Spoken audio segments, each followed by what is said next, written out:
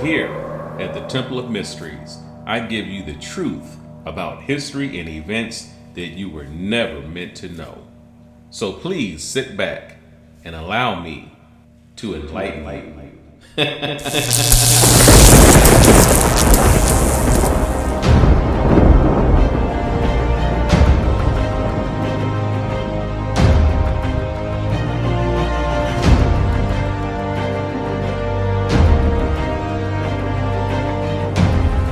Greetings and salutations to you, brothers, and we are back again for the latest entry to the new mini-series. This is part 2 of Black Ops Project Eden Skills.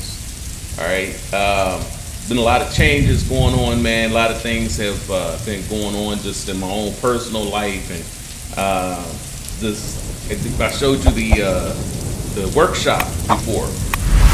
That was all tore up. Piles of junk everywhere and everything. All that's cleaned out now. All that, man, it was just pulling stuff out of there, throwing stuff away that had just been down there forever. All that's out of there now, and it's like new lamps, rearranged the desks and everything that was down there. So making some moves in that area. The project itself has been going on higher and higher, very near to completion now. Get halfway to things, man, and this is what happens in production. You get halfway to where you want to be, you think you're almost finished, you're out of this, you're out of that, you got to order this again, order that again, and you know, this is what they mean when they say going over budget from a project. Over budget is, you thought it was going to cost 400, 500, it ended up costing you 1,000, you know. You thought it was gonna cost 1,000, it ended up costing you 2,500. That's production. That's how it goes. And when you get into being productive, when you get into building and creating things from scratch, you'll find that that's all part of it. So all that's been going on. So it's a lot of stuff, good stuff going on. But you know, so I'm gonna share as much of this with you as I can, take you along for the journey as things go. So we'll see what happens. But if you missed part 1 of this series, you should be able to find it in the description box below or in the playlist to your right. My left, your right. All right. I explained the title in part 1, but for those of you that didn't catch it, Eden represents the Garden of Eden. So it's Project Eden Skills. Eden represents the Garden of Eden, which is largely considered the beginning of modern civilization. All right, there was civilizations before Eden, and that's what a lot of people they don't get into all of that, especially religious folks. They don't want to talk. They think that's the beginning. No, that was something that came on down the line from previous civilizations that had already been there, and then that came along. And there's plenty of evidence and confirmation that there were many ancient civilizations that came before it. But we ain't going into all of that right now. So, just in dealing with the situation where you heard our people talking about how we want to build our own civilization. You've been hearing that probably for your whole life. Black nation, you know, we need a black nation. We're going to build a black nation. You know, so you all have heard all of this. They want black-owned businesses everywhere. You know, you look and black-owned restaurants, black-owned factories, black-owned farms, black-owned banks, supermarkets, production plants, everything is what they have always been saying that they wanted to start having black-owned. But then if you sit down and talk to the black people who are the most vocal about all of that, and if you ask them what kind of skills that they have, they'll usually have to admit that they don't really have any skills. They got a whole lot of degrees, and they got a 4-page resume listing all the big corporations that they worked at. And they got a Bentley parked out front, okay? But meanwhile, they don't even have the skills and knowledge to build a little jewelry box. They can't even hammer a nail through without bending the nail or smashing through the wood or smashing their fingers or something like that. See? They can't use a table saw without cutting off a body part, something they need. You know what I'm saying? It's ridiculous. So then we wonder why we don't have all these factories and warehouses and such that they've been talking about since the 50s, 60s, and 70s. So how come we don't have all of this? A lot of them immediately go into, well, you know, white folk holding us back. White folk won't let us have this and have it. Well, we had some of it before, and then they set that on fire and blew that up, and they talk about things that happened like over 100 years ago. But here we are in 2023, like damn. So something happened 125 years ago, and then you just stop, like nothing today going on right now. So, you know, that's their favorite excuse. Well, you know, white folks was holding us back. Now, I'm not saying that they haven't done a whole lot of shit over the years and throughout history. All I'm saying is that if you don't have any skills and you don't have a body of work that you can show to account for the last 20 to 40 years of your life, then what's holding you back is you, okay? The late, great Dr. John Henry Clark spoke many times about the brothers out here talking about wanting to build this great black nation, all right? But meanwhile, didn't even have enough skills to make their own underwear or to make their own diapers for their babies, their own socks and shoes. You know what I'm saying? If you can't even do that, how can you build a nation? So we talked about some of this. Check it out. All of us came into the 20th century. The Caribbean islands, angry fighting over Constitution.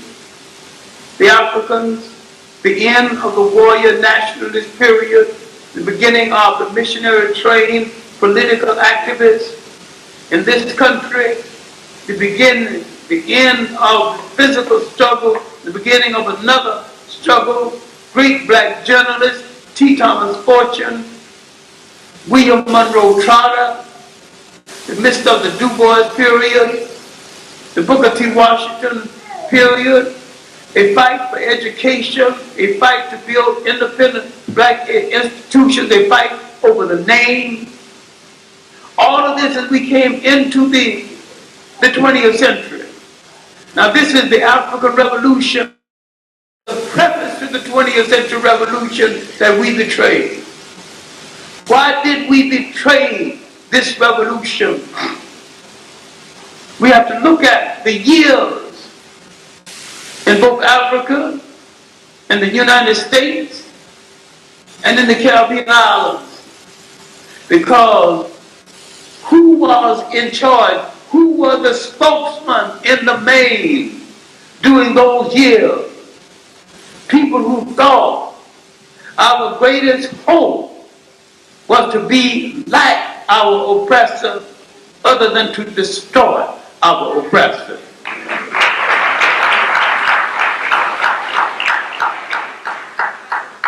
And though they fought for a new society, they would model that new society after the corrupt and dying society of the oppressor. Now when the Africans began to ask for a new society, they were asking for an African-dominated society. But most of the Africans asking the questions were trained by the oppressor. They had forgotten their own methodology of rule. And so the methodology of running a state was taken from the oppressor. The oppressor never develops the methodology of the liberation of the slave. Powerful people never educate powerless people in what they need to take the power away from them. The aim of powerful people is to stay powerful by any means necessary. If they have to buy up the wheat, they buy up the wheat. They know something which you have illusions about will not inherit the earth. The strong will inherit the wheat. and the status quo will remain the same. The earth will always be ruled by strong people. And if you want to rule it, become strong. Stand on your own turf.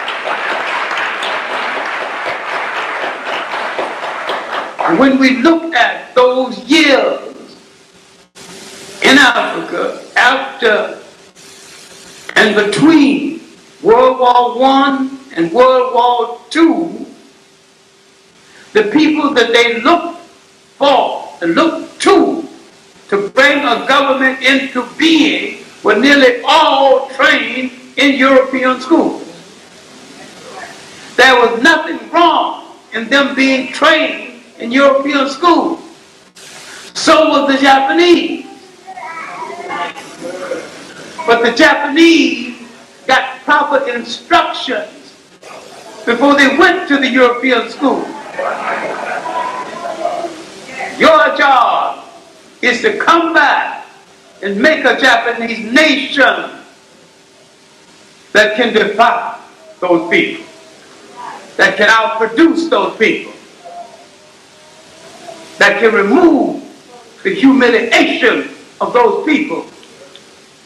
And so they came to American schools, were insulted, and they came in their little campus and they're taking pictures.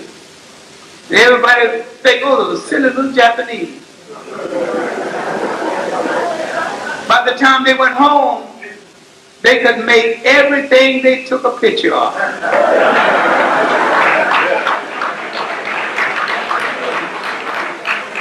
Took a picture of a train, go home and make a train.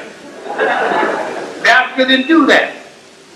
The Africans were too busy being the imitator instead of the innovator. He wasn't preparing to be sovereign.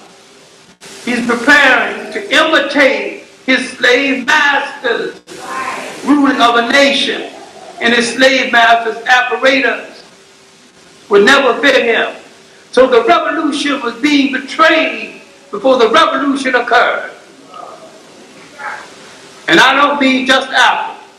The same thing was happening in the Caribbean. What I'm trying to get to is that because we sent students to school without giving them a nation mission when they came out of school, they didn't understand the nature of their commitment to us. And our mistake is that we did not take the Japanese approach. That's right. That's right. That's right. You line up 10 young men, you said sociology for you, engineering for you, oceanography for you. You understood what went into the making of a nation. You trained at least 10 men for every item.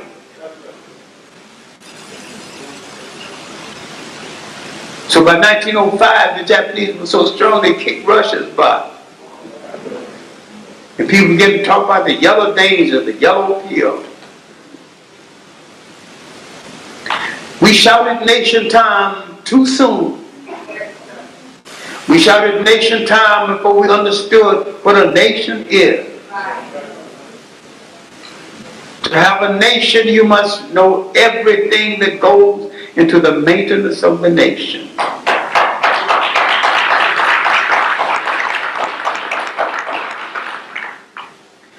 If you have shouted nation time and you do not produce the safety pin and hold your child's diaper together, then you have shouted prematurely. You weren't ready for nation time. If you got to depend on someone else for the food you eat and producing none for yourself, then you're not a nation.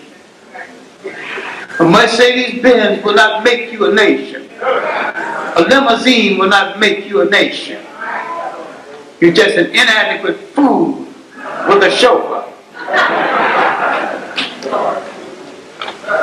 The next time if faith is kind enough to present us with the next time, we better know what makes a nation. We better deal with our traitors.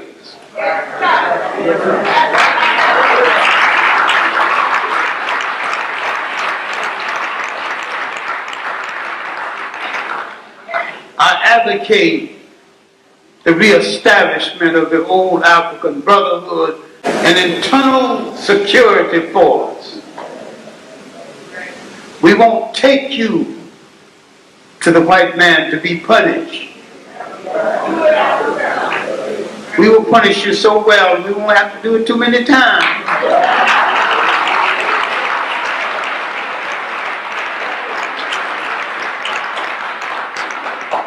When you do wrong and see us coming, you'll run to the white man because his punishment is so less than ours. If you talk nation time, you got to think nation time. There is no salvation for this people except some form of Pan-African nationalism. You got to stop worrying about those little specks of dust in the Caribbean islands where the slave ship put you down, and worry about where the slave ship took you from. The common denominator must be out. This does not rule out you being proud of what particular island you came from, but priority over this is that we are all African people.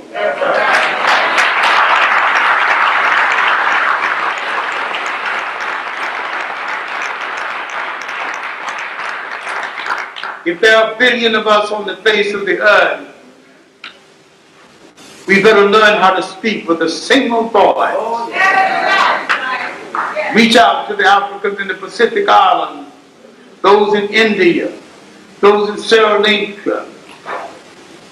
Maybe 1/3 of all the Africans in the world live outside of Africa. Africa might have a lot to its future, but I think we got the key. See, so anytime somebody starts telling me all the problems that's going on in their life, right away I start asking them, so what have you been working on, brother? You know, where's your supercomputer? What kind did you get? What you got? See, people can't just tell me they got a new computer. Oh yeah, I got a computer. I got. Well, what you got, bro? Oh, I got an HP. I got a Dell. Yeah, okay, that's cool. So what did you get? What's in it? Oh, it's a Dell XP 25. Oh, okay, but what's in it? What you mean? See, they don't know. I mean, did you get the new processor? Is it the i9, the i10? Did you get them come up with that i10 yet? How much memory you got in there, man? How much hard drive space you got? How much storage space you got? See what I'm saying? Did you get a Wi-Fi booster on there? What are you using? What you know what I'm saying? What are you using for your connection, your internet connections? How are you connecting it? They don't know any of that. They can't tell you. So they have no technical knowledge at all. They'll go and buy all of this stuff, and all they can tell you is what's on the box. And if you go to the store, a lot of times you go to buy one and you ask the salesman, you know, well, what's this? What's that? You know, how do you do? And all they can tell you is what's on the little card or the ticket, or what's on the little placard there. They don't know. You know, sometimes you get the one and these guys really know it. And it's impressive that somebody can actually go and run it down to you, look at a computer or something like that, and tell you what's in it, what's going on, and explain it all to you, break it all down to you. But then when he realizes you don't even know what he's talking about, he treats you a little different than the other one that come up and knows what he's talking about. And you think he's being racist. Well, you know, he ain't talk to me like he talked to the other guy. You know, he don't like black people. No, maybe he just don't like talking to somebody that don't know shit. People that know shit favor people that know shit. People that don't know shit, they look at, I can't teach you everything right here, man. We in the middle of a store, brother. You should have had some of this already in your head before you came in here. You haven't done anything with yourself. You haven't educated yourself. Here come this man, know what he wants, know what he's talking about, and he's asking the right questions, and he's on point with his shit. That's who gets the attention. That's who gets the favor. That's who gets the job. what I'm saying? So this is where we hold ourselves back in terms of refusing to go and get the information, get the knowledge, move up, elevate. And in order to do that, guess what? You can't be high. You can't be high and getting into building your own computer. You can't be drunk and looking at expanding the storage capacity of your new laptop or desktop system, hooking up the monitor to it or whatever. And you sitting up here drunk and high. Your head got to be right. You have to be clear thinking. You have to be clear-minded. And if you can't do that, and you can't put the weed up, throw that out, set that on fire, throw it out in the trash, man, pour the liquor down the drain.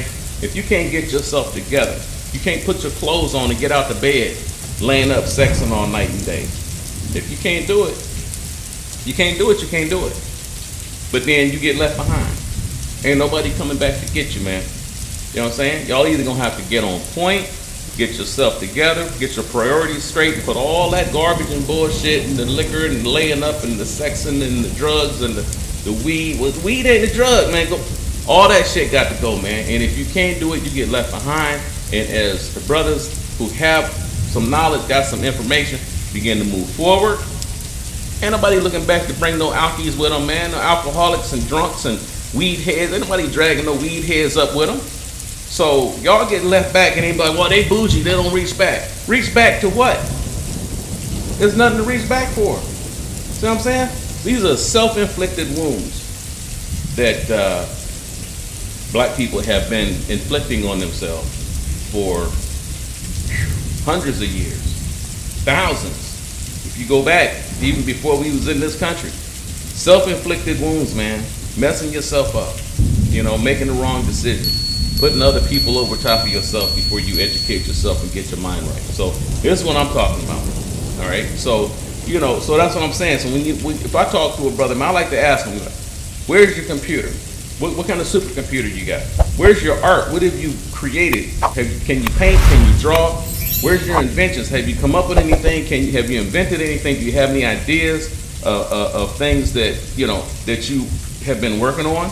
You know, anything? You know, and a lot of times that's as far as the conversation goes. See, where's the book that you have been working on or have already written? Did you write a book? Can you write a book? You know, where's the car that you built in your garage from scratch? White folk go out there and get an engine, get a motor out of an old rundown beat up car, but the motor might be all right. And they'll take that motor out of that car and they'll take and put a body together, a new body. They'll fabricate a whole new body together for this car. Okay, put the engine in it, make the body look like a race car or something like that, you know. And this dude out here in a homemade Lamborghini or something like that. You see what I'm saying? Some people, they like to dedicate their lives towards being productive and inventive and creative, and they move on down and they got good things going on, man. They making moves in their life. They got real skills, okay? And then that person will be out here, he might not even be making no money off of that. It's just something he may enjoy doing.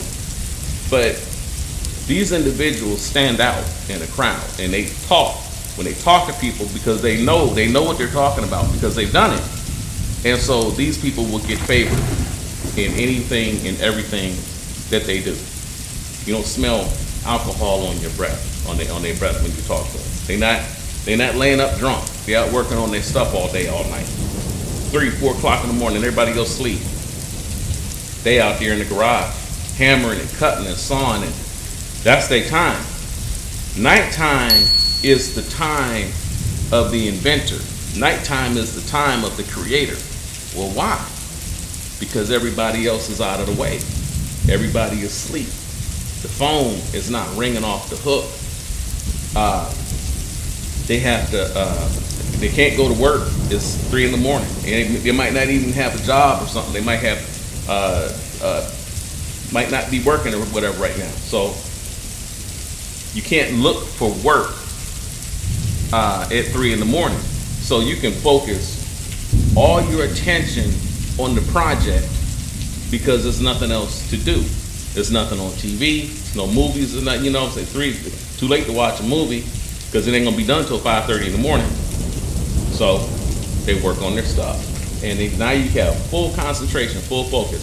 The kids ain't running around, the wife is not down there, the girlfriend is not down. Let's go here, let's go there. You don't have none of that. He's just down there working on his stuff. He's out in the garage. He's hammering and banging and cutting and sawing.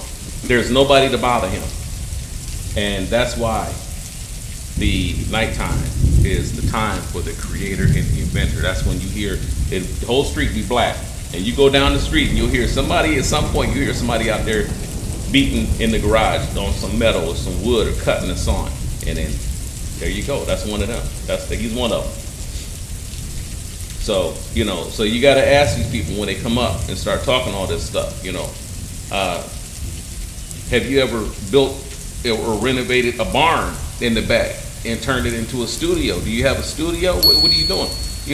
Show me what you've been doing for the past 30 to 40 years of your life. The past 20 years. Let's be fair about it. From up until the age till you're about 18 years old, you can't really do too much. You might be messing around with some little stuff. Even I was working on little paintings and drawings and stuff when I was like 11 or 12. I was even doing that back then, little traces and stuff when I was 5, 6, 7, So I had little things that I could have showed, when I was 12, 13, 14 or whatever. But, not too much. So when you get to be 18, 20, 25, you just getting out of high school, man. You don't really have too much to show except stuff you've been doing when you was in high school, little class projects and things. You don't really have too much to show. So you might just be starting to get your head together in terms of what kind of things you want to do. All right, where you might want to go with some things by that age, 19, 20. By 30, 35, you might be starting to move in the direction of some things where you want to be. Might be starting to accumulate some equipment, maybe a computer, maybe some power tools or something like that by that age, okay? So you might have a few little things. But you don't really know anything. They don't teach you anything in high school. You graduate high school and don't even know how to fill out a bank check. You don't even know how to write a check when you get out of high school. They don't teach you anything in there. Basic reading and writing, and the rest of the time, a little bit of arithmetic, and the rest of the time is basically wasted. Okay, so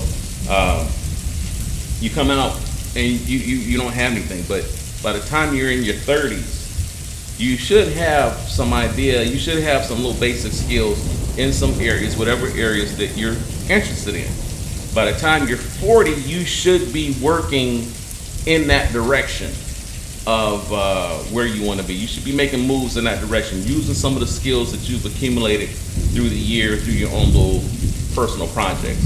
So you should have a little something in your 40s. By the time you in your 50s, you should be pretty well situated in terms of doing what you want to do, producing what you want to produce. You should have some skills. You should be able to show some things. But that's really only within about the last 10 years. So you could say, maybe everybody didn't start when they was like 7, 8, 9 years old. Usually those are the ones that had a father, which is not so much the case today. So we can't hold people today to the same standards of yesteryear when those individuals had full families, whole families, good fathers, good mothers, so it was different back then. Mama wasn't twerking on all over the house and in public places back in 1985, 1986. You ain't even had that back. That bullshit didn't exist.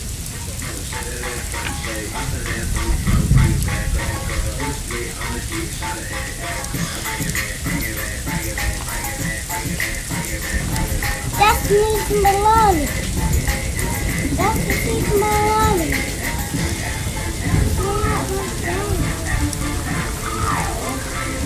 That's Nick Maloney.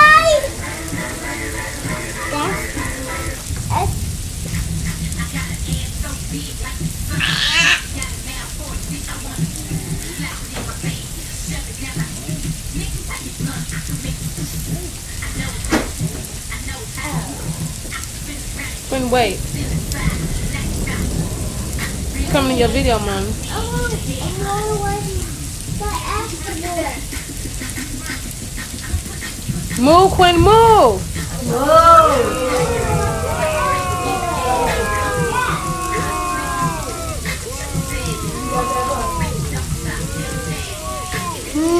You suck. So let's just say, let's go back and say for the last 10 years, 10 to 15 years of your life, you should have something to show. We won't go back 30. So let's say 15 years. What have you done? If somebody say, show me what you've done for the last 15 years. And if all you can show is a nice car or, you know, some nice clothes, you know, you got your new phone, show them the phone, right? That's it.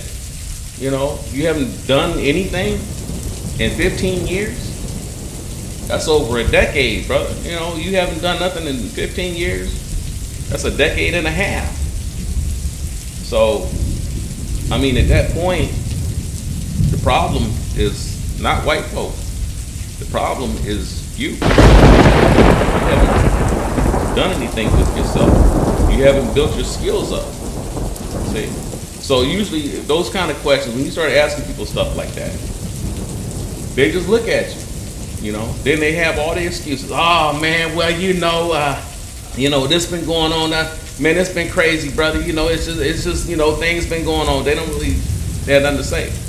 There is no excuse to be 50 years old and have done absolutely nothing for your entire life and to have nothing to show for it.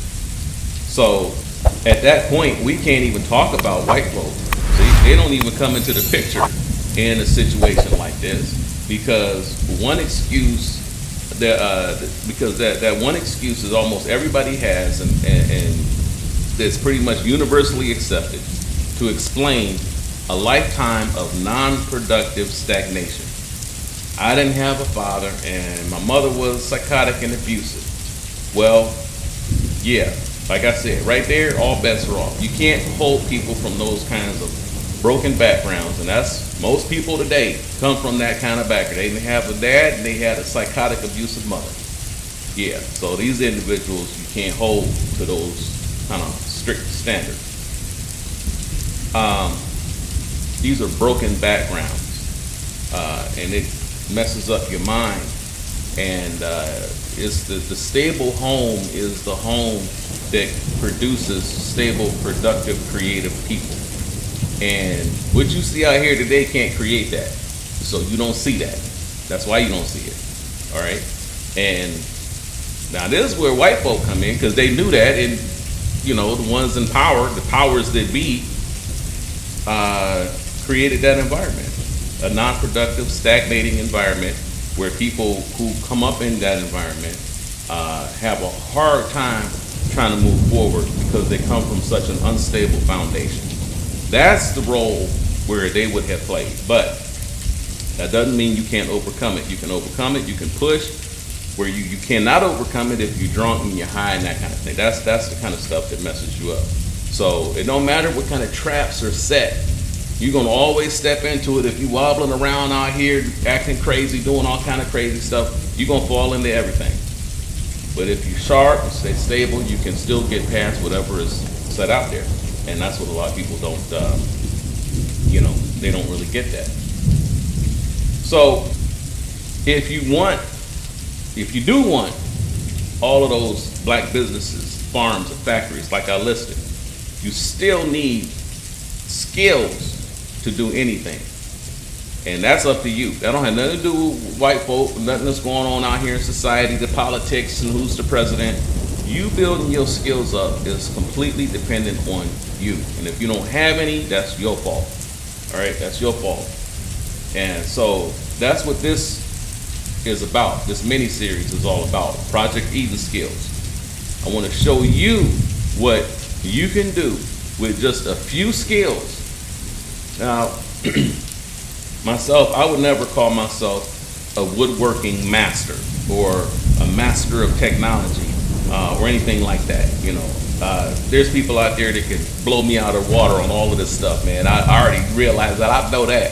You know, so I would never challenge anybody, you know, in terms of, you know, let me see what you can do, man. And then they get one of these bad dudes up here, man, that's been woodworking for 35 years, man, and have me looking silly. No, you know, I don't even have equipment to compete with people on that level. You know, I can barely cut straight edges and lines with all of my stuff because, you know, I got starter level stuff, man. I'm just using starter level equipment, you know, $100 for this, $200 for that, little baby stuff. The real stuff costs thousands of dollars, man.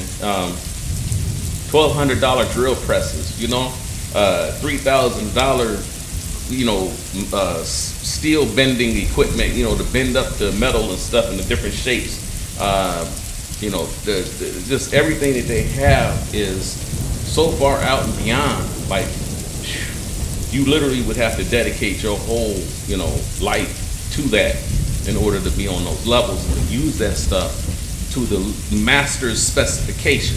You know, 30 seconds of an inch in terms of tolerance. You know what I'm saying? Trying to, a lot of people don't even know what that means. You know, 16th of an inch, you know, quarter of an inch. You know what I'm saying? That kind of, that's what you got to get into. You know, and I can do some of that, but down to 30 seconds of an inch, man, you know, we get down into that kind of thing. And like I said, it blows me out the water. But depending on how high you want to go, that's the kind of understanding, the mindset that's necessary. So I don't call myself master of any of this, you know. So I got to struggle through a lot of these projects. And sometimes I got to do things over and maybe over again until I get it right and I'm finally happy with what I'm building.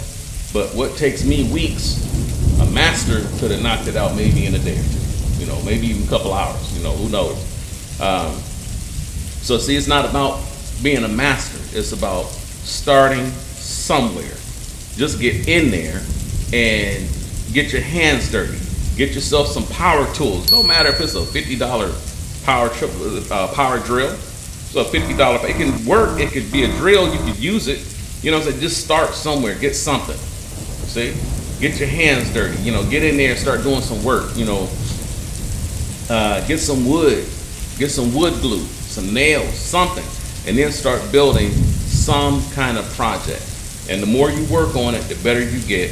And that's how you build your skills. See? And once you have enough skills, guess what? Boom.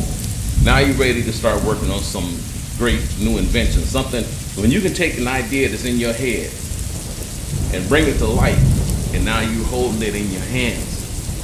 That's the work of a God. You know what I'm saying? That's God work, man. You know, I mean, I'm not saying that the overall universal God, you know, universal God already did all of his work. You know, that's done. And now we're supposed to go out and do our work and duplicate that energy.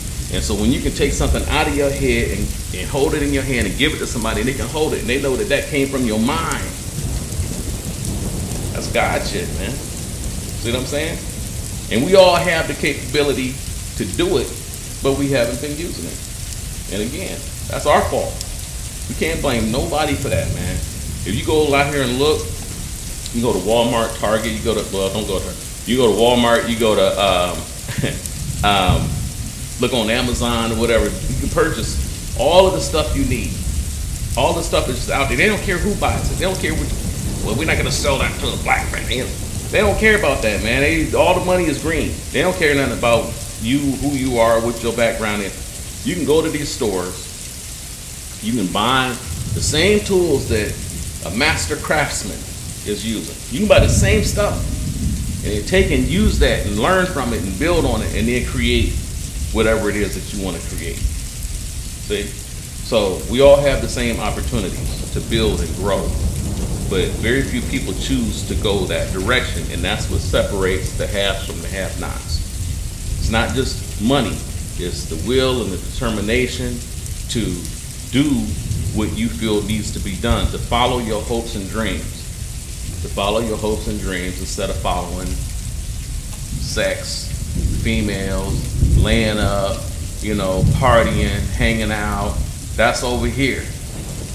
Productive, creative inventions, you know, God work, God building, that's over here.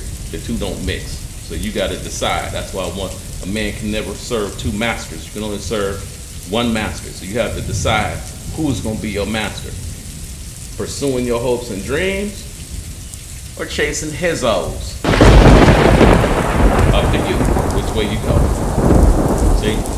So once you have your tools, build some skills, then guess what? You're ready to start doing your inventions. You're ready to bring your ideas to life. You're ready to start doing maybe side work as a handyman, working around in the community, fixing things for people, maybe charging $75 an hour.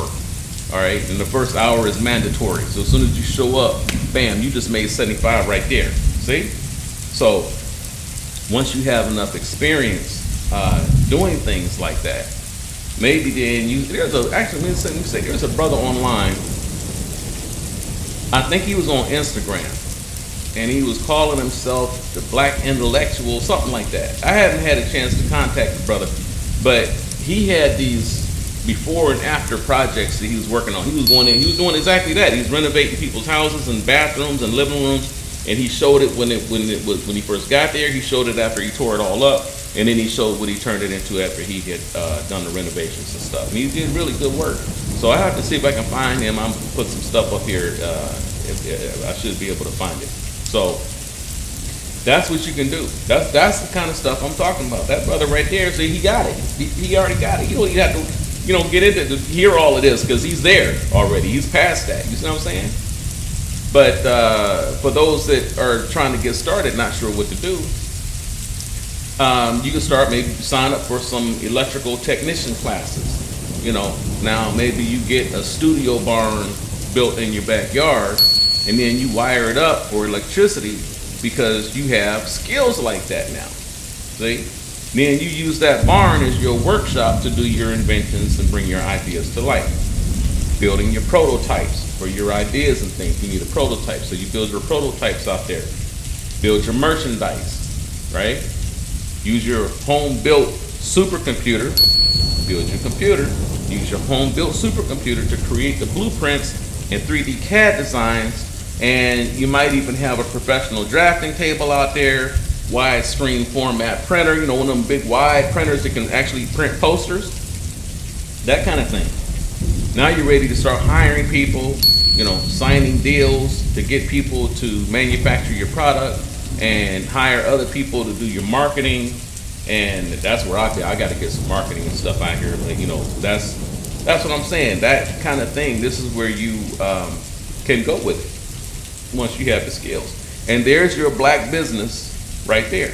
And maybe you hired a few Asian brothers and some Native American brothers, and put a few other ones in there. But I'm telling you, man, boom. You have just fulfilled the life mission and almost every black leader in history. From Malcolm X to Marcus Garvey to Huey Newton, all of them were talking about this same thing. Black people doing something for themselves and building something for themselves. And that's it right there.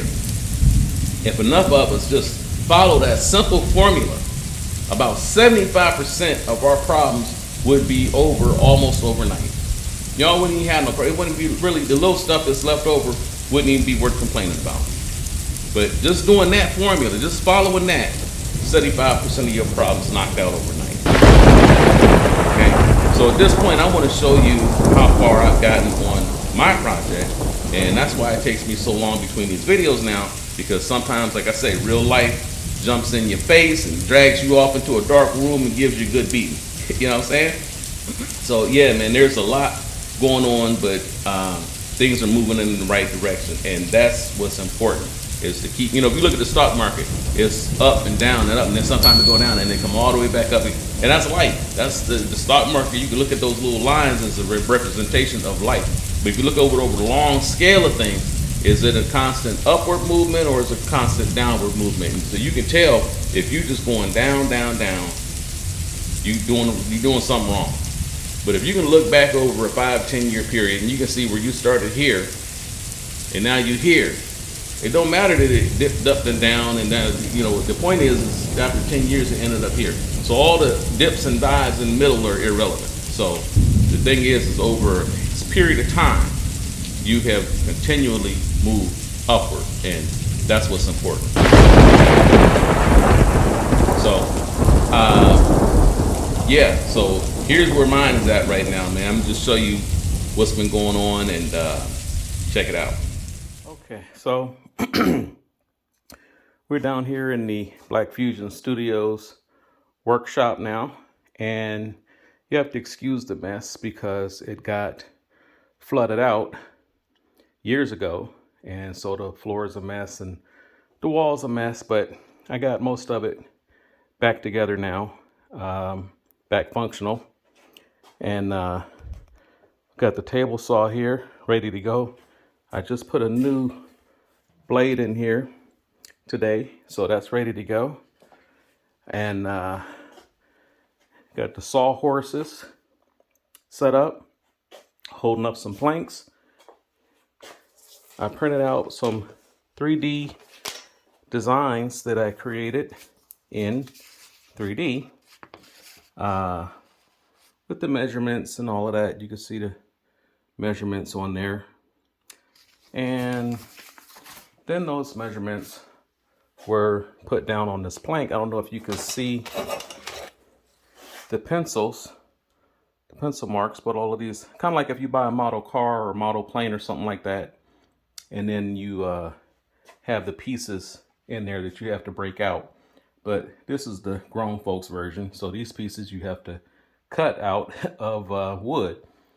So got them labeled: big base 1, big base 2, and we got the squares there. That line is marked out because I changed the measurement. It was going to be a 17-inch cut. Now it's down to a 16-inch cut, 16 by 16, going across over here. All right, and there's 4 pieces under here, which you can't quite see, but so that's ready to go. So I'm getting ready to cut these up. Got your T-square here, measuring tape, all of that's ready to go. And I just got this back together. I don't know if you can come in here and see this. So this is the other side of the workshop. Got drill presses, heat stamps, bandsaw, and little workspace here. So all of this is ready to go. And all of this was covered in trash. This was all just moldy, flooded out garbage was just filled in this whole area. And all of that's done now. So yeah. So now it's all cleaned up, ready to go back to work. And this is one of my older inventions. This is a, can't quite see it now, but it's basically a book press. And what I would do is put the pages in there, clamp it together, and then glue the spine. And you could close this up on the pages. So this I made and painted. This part slides back and forth. There's the slides down there. So it's been a lot of work going on with Black Fusion Studios that just has not had a chance to come to the forefront yet, but it's coming. Things are finally starting to move now. Had a lot of setbacks, as you can see, with the floods and stuff, but now we're ready to go back into business and get things popping, get some projects out of here. And so that's where it's at. So you'll see more to come. Get some of this stuff cut up here, and I'll show you the pieces when that's ready. All right. Also wanted to show you all this. On the other side of the workshop here, since we're down in the basement, there's a sump pump. This was another project that I had done where the reason it flooded is because the old sump pump, I mean, it was rusted out, man. It was shot to hell. I think I still have some pictures of that I can show you.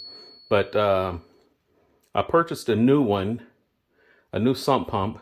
And so this one I got top of the line with a battery backup. So if the power goes out, it can still pump water out using the battery in here. It's this huge, heavy battery that goes into that case.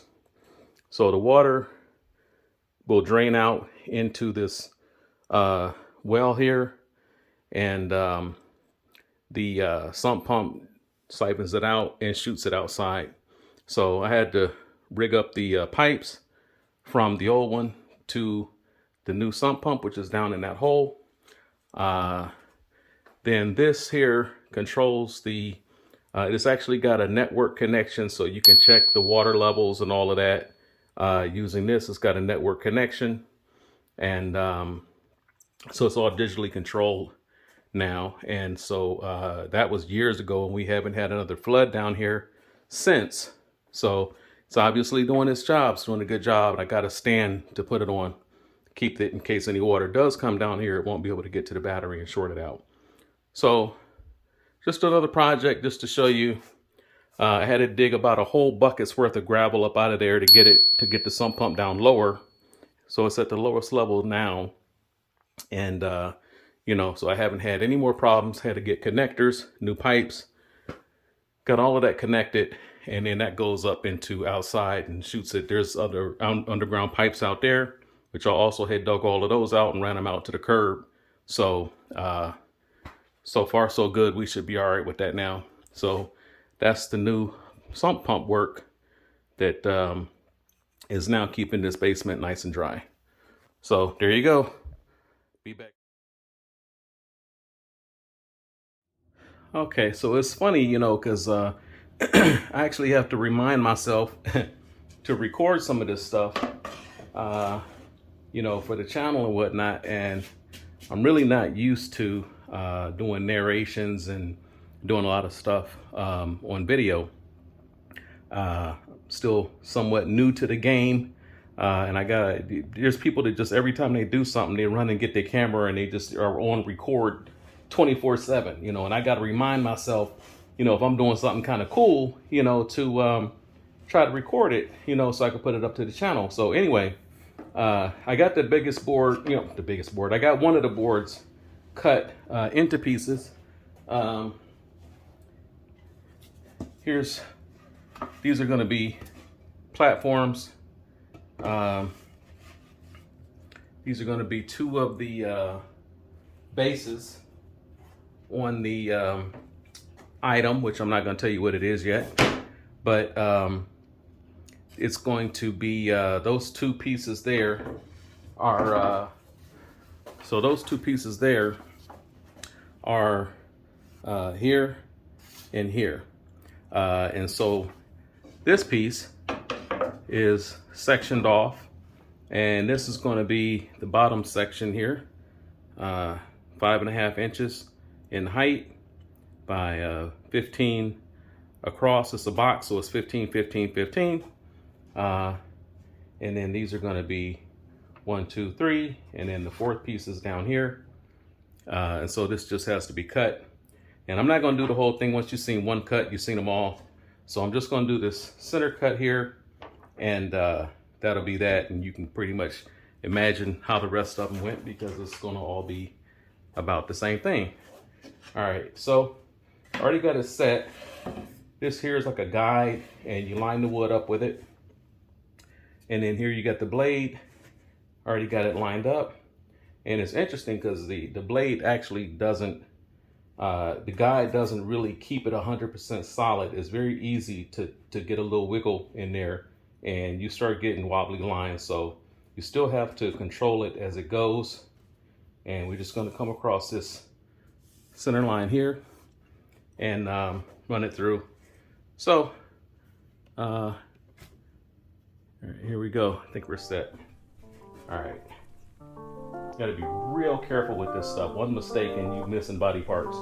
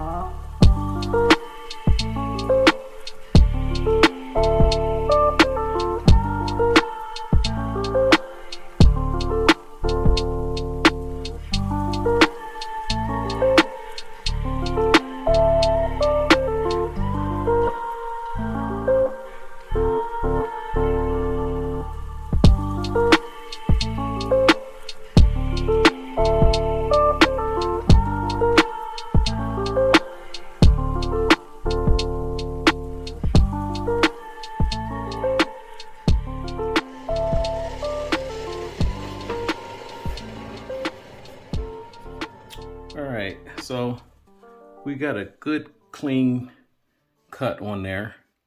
You saw I had to take the guide off because it started going off track from the pencil lines. You see I got the pencils in there, and it started going off track and going off to a slightly different direction. So I just took it off and eyeballed it, and I got a better cut, more even cut than what I would have gotten with the guide. It was just getting off track. And that's what I'm saying is, if there's just the slightest wobble, once you lock it down, if there's just the slightest little off wobble on there, it's going to come into your product. So this is fine. And then I can get a sander and smooth it out and get it more even. And that's the thing when you're doing organic work like this, you're doing stuff by hand. It's never going to be 100% 90-degree, perfect, sharp, razor angles. It's always going to be a slight differential in there when you're doing handcraft work. And it's kind of cool in some ways. In other regards, it's a pain in the butt, but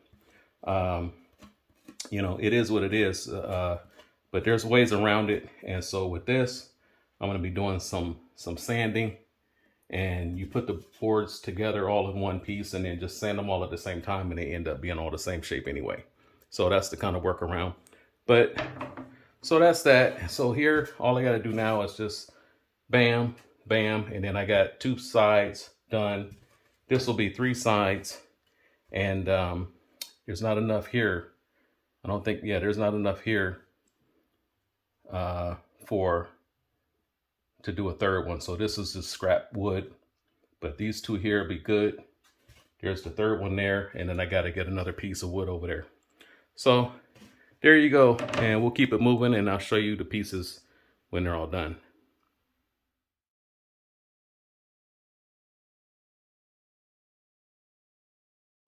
As you can see, I've been down here working in this workshop. It's going to be a workshop. It's just kind of a mess right now, but got a lot of stuff out of here, a lot of junk and stuff out of here, stuff from the flood tossed out now. It's like a huge trash can that I had jam-packed with pieces from an old entertainment center is out of here now. And that's my old drafting table. It's an architect's table over here, and there's a desk that goes with it over here on that side, and they're still buried under junk. All that's got to be dug out.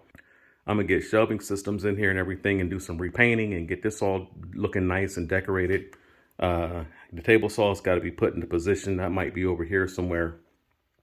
And so that's what I've been working on. This was all filled out with garbage until there was just like a little walking path going into the utility room there. But you can see that's all opened up now, and I just have some more trash runs to make and get all the rest of this stuff out of here. So this corner is cleaned out though. So I got this together here, and so here I have my sander. It's a, what do you call it? Like an oscillating belt sander. So this is a piece of scrap wood that I've been practicing on. And one of the things I want to do is to be able to get a beveled edge. So if you can see it, that's a beveled edge where it's kind of got like a little lean to it, as opposed to just being straight up and down square like that. You can bevel it and put that lean on it like that, and it smooths it out. Gives it a better look, more professional, clean look. So I've been practicing. This is just scrap, and I've been practicing on it, to get it, to see how to hold it, what's the best angle and everything to get that perfect bevel. So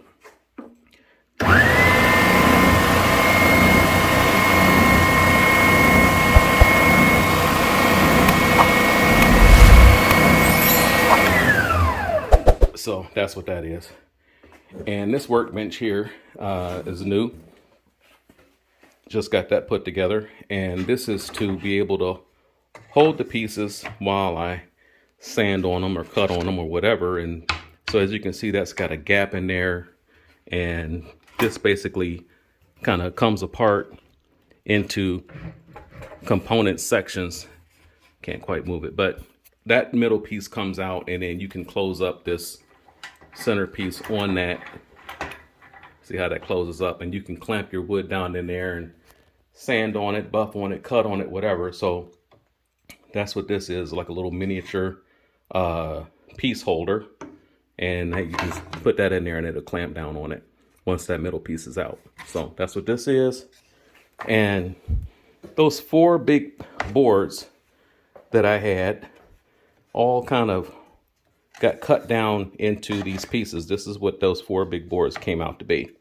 So they're all different sizes, measured out, specific to the project that I'm working on. So you got these are all kind of pretty much the same size here, as you can see. And then there's some narrow pieces here. There's some big pieces here. So all of this will be assembled and put together. And so that's how all of that, I told you, you saw me cutting it, and that's what it all came down to. Just these little pieces here. So that's that. And so we just keep it moving. This was actually on that architect's table. I just dug that out of the pile over there. It got that off the back of that table. And this was actually fairly new. This was brand new when I got it, actually. And, you know, so I wasn't hardly able to use it that much. After the flood, I hadn't gone back over there anymore. It didn't bother me anymore. And it was just covered in dust and dirt and cobwebs. And I went back in and pulled it out of there, cleaned it off with a damp rag. And, you know, it's a nice lamp. And it's a shame, you know, you get flooded out or something like that, or something happens and you just, good, you know, products and stuff that you had just get lost or messed up in there or whatever. And, you know, you just like, forget it, you know, just, oh my God. But you got to keep pushing, you got to keep moving and get back to it and clean your stuff off and get back to work, you know. And so that's where we're at now down here. So, you'll see. So the next step, I'll be showing you this as it comes together, or it might be finished. I don't know, but just going to keep it moving. And I'll see you when we get the grinding done on here and get those pieces finished up. All right.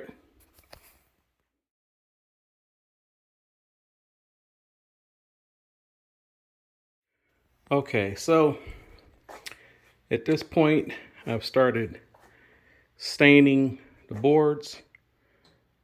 Well, I showed you some of the other ones before, but I'm actually almost done. I put together like a little, almost like a little drying rack over here. And I actually kind of started using the wrong brush initially, but you can see that one. And it's okay. But this one here is with a nylon brush. And you can see the texture of the wood real clear, real nice on there. All right, but also on this one here, and you can see the texture of the wood. On here, you can't really see it that well. You can see the streaks of the brush, but you can't really see the wood texture. So I'm almost kind of tempted to sand it back down just to get that top layer off, also with that one. Just to get that top layer off and then do it over to try to see if I can get the wood texture to come out. You can almost see it under there, but not quite. So that's kind of where these are at. I kind of like that and I'm kind of leaning towards it, but at the same time, I think a lot of that is the nylon brush might have created a thinner layer of stain, which is why you could see the texture better. And that could almost defeat the purpose of the stain, allowing moisture to seep through, because, you know, you don't have as thick of a layer. So a thicker layer, you lose more of the texture, but you have more protection on the wood. So I don't know. I have to see. It's not really that important because it's not like it's for somebody. But at the same time, I want it to look nice. And then this one over here,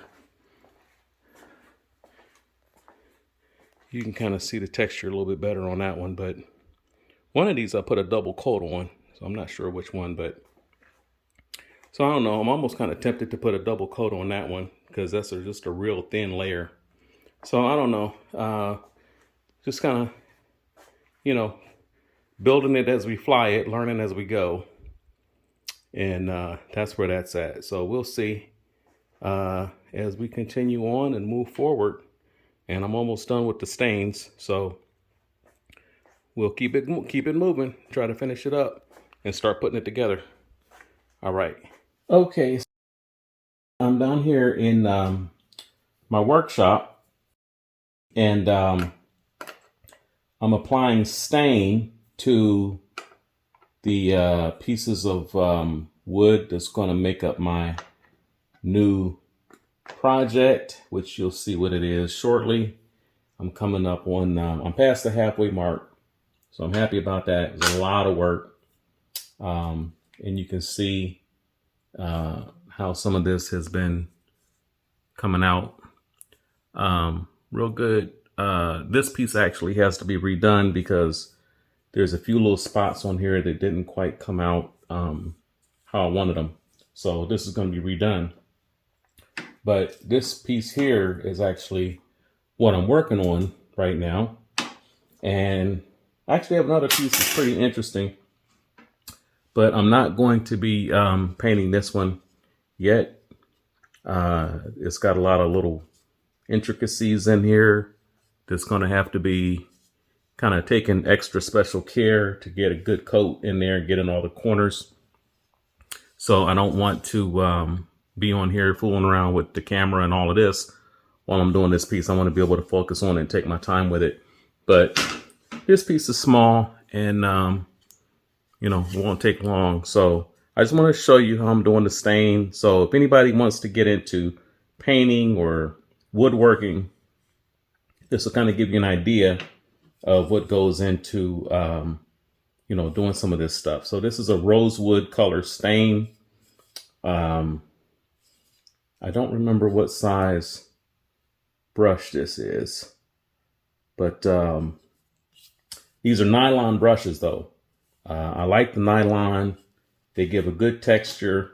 I actually had one that was not nylon and I took it back the next day. It was, I don't even know what it was. It was almost like straw. And the wires were, the bristles were kind of, after just a day of using it, the bristles were starting to go every which way. They were starting to spread out, which I didn't want. They were starting to bush out. But I've been using these pretty heavy, and you can see that even though they're nylon, they have maintained their integrity, you know. So it's not like a natural bristle, but they're not scattered. They're not spread out. It's got a nice fine edge on it. So I'm using nylon brushes for this. So, all right, here we go. I don't have much stain left. I only got this one quart and actually got through a lot of wood with this. And it's still, well, still that much left in there. So, been doing pretty good with this so far. So anyway, I just get a coat on there and you can see it goes on almost kind of watery, which I was a little nervous about that at first because I didn't want it watery. But as you continue to work it, it starts to come together and get a good coating on there. And it's got beveled edges on here, just to give you an idea what that is. So you can see the beveled edge. That's what that is. It's got like a little lean to it. It's not a sharp square. And see it there? Yeah. So that's the beveled edge. So got to make sure you get the stain all the way around. Smooth coat. You don't want it dark on one side and light on the other side. You want it even all the way across. Consistent strokes on there with the brush. And it actually doesn't take that long to dry, but I don't mess with it. Once I get a coating on there, I still let it go overnight because even when it's able to be handled again within maybe a couple of hours, it's still tacky. And I don't want to leave fingerprints in it. I don't want to smear it. And that's actually what happened to this one. This one's got a little section in there that got rubbed out somehow. I don't know what touched it.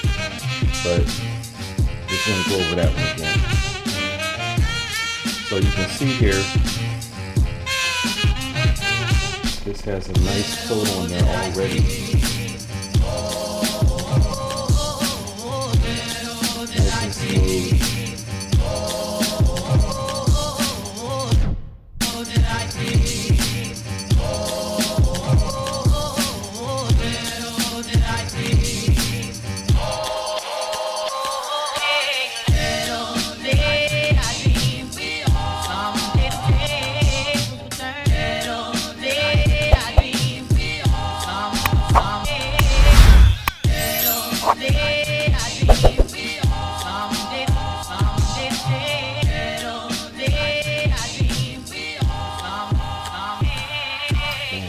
There you go.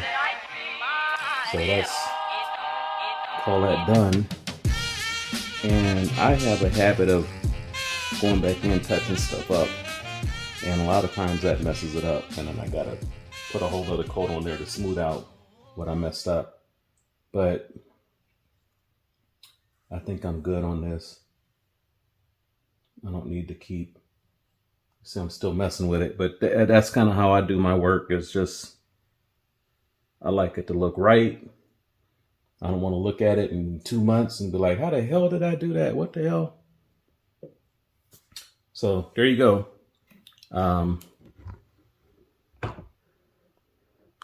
Nice little smooth piece there. Let me see if I can get in on it there. Why is that blurry? There we go.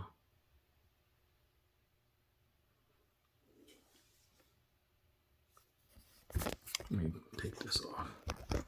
All right. Yeah. There we go. So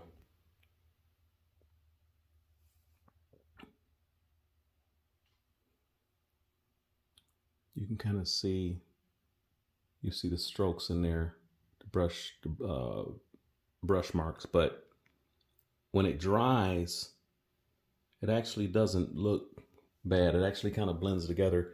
Here's one that's done, and you can see how that actually came out real nice.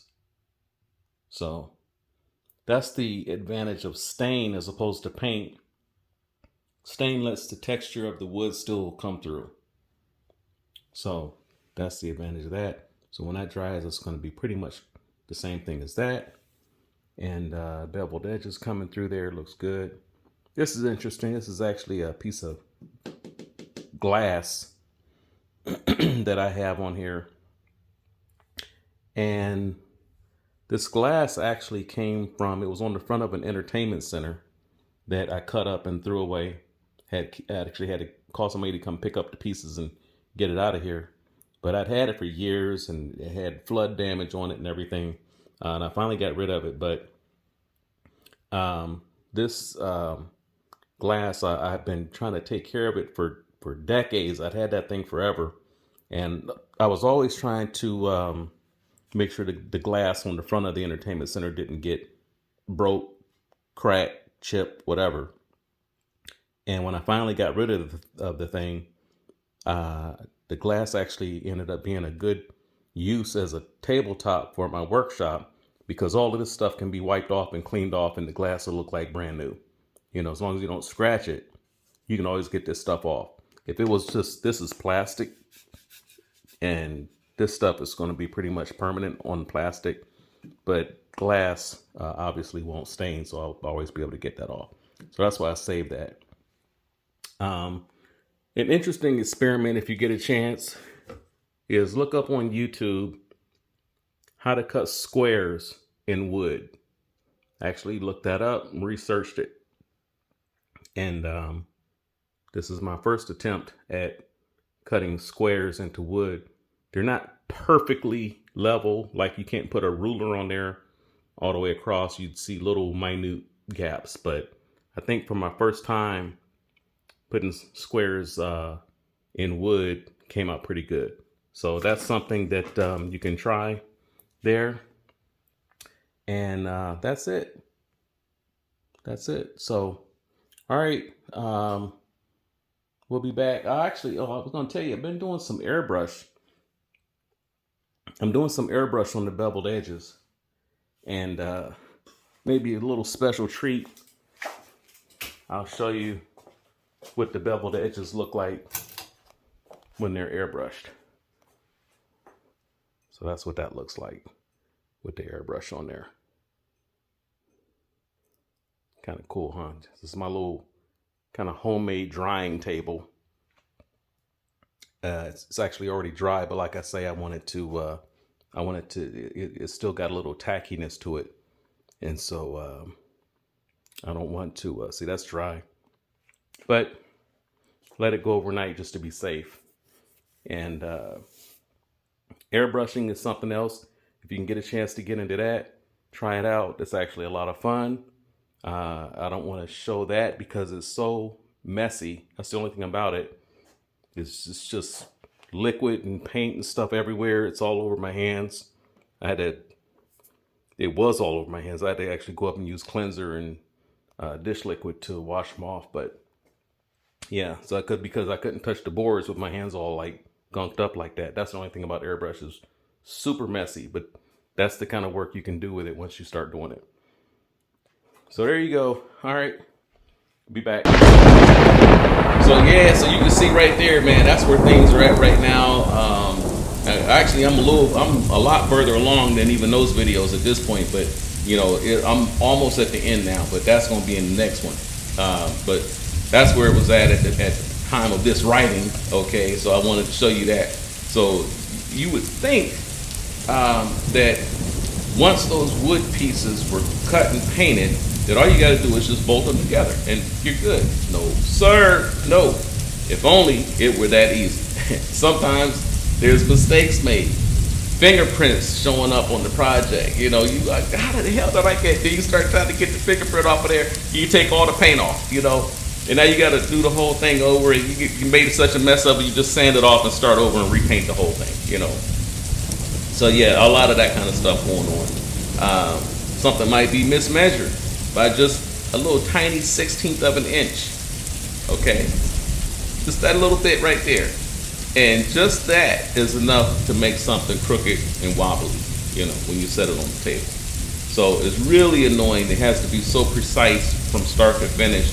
And to take all of these multiple pieces and then bring them together and have them all to perfectly match up is almost impossible. It could be done, but like I said, you really need that higher end equipment to be able to work flawlessly.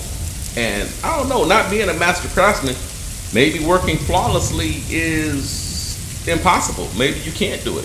I know one thing they said is that when I know you can't do it actually, now that I think about it.